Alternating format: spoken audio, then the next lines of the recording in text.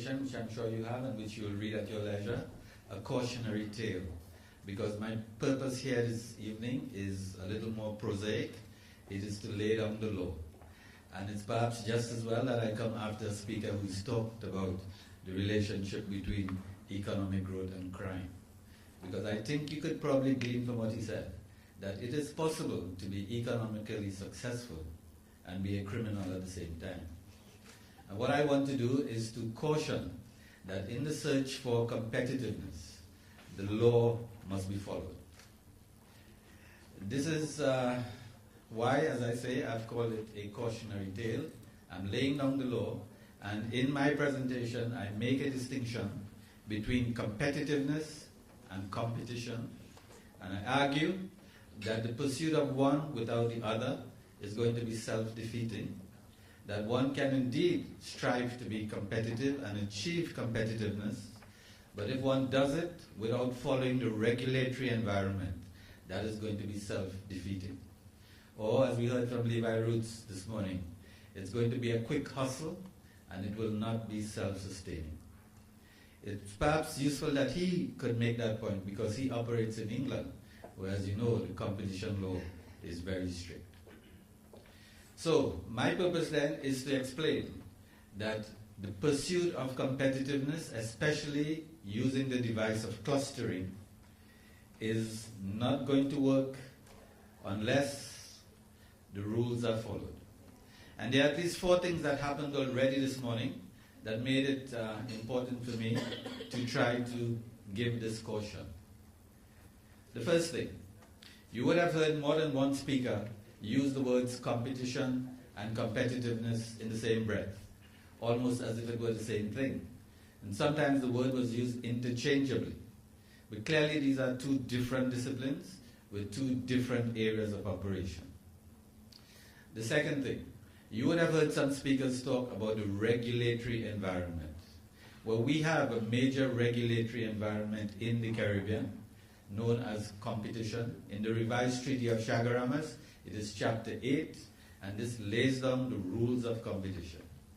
Some of our member states have national competition agencies. Here in Jamaica, there's a very vibrant competition agency, the Fair Trading Authority, so too in Barbados.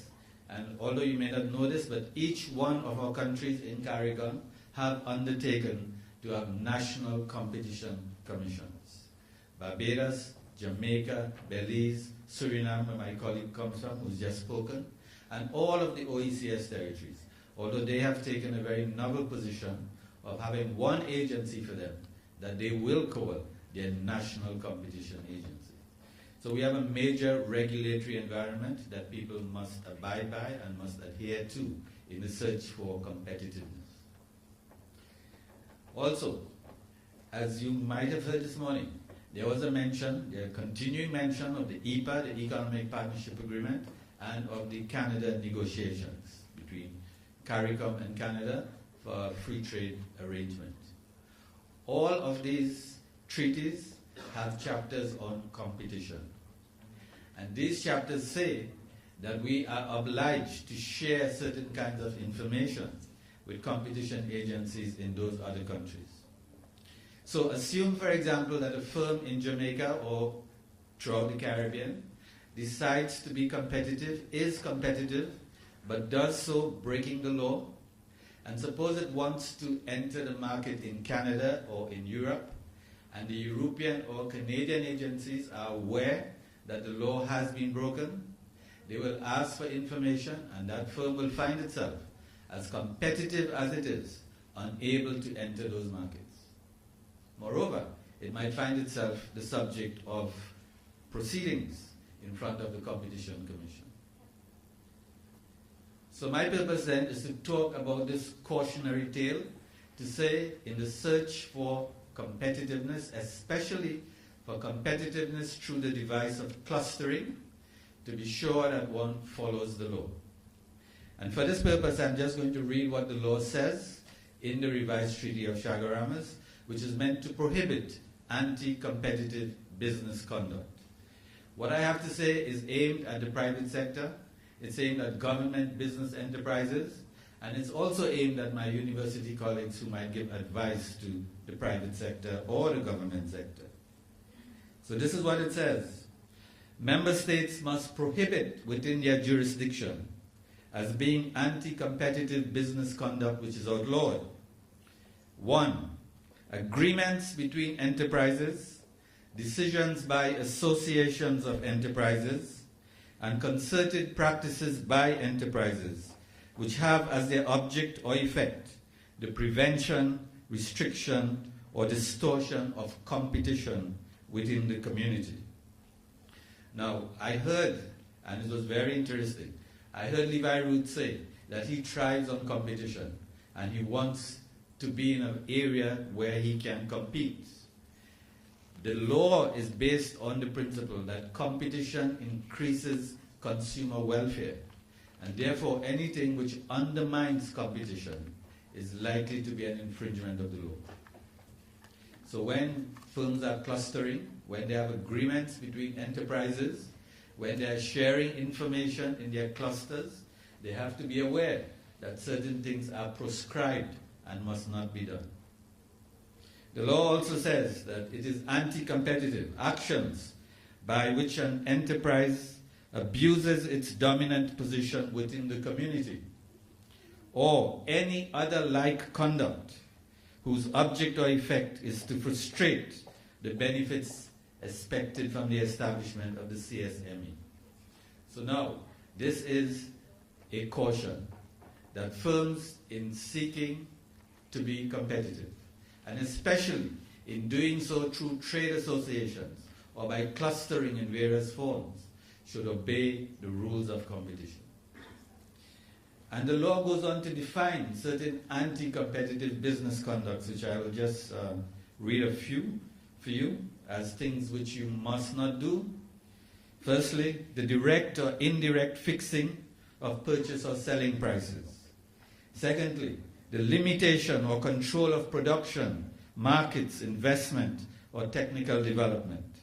Thirdly, the artificial dividing up of markets or restriction of supply sources.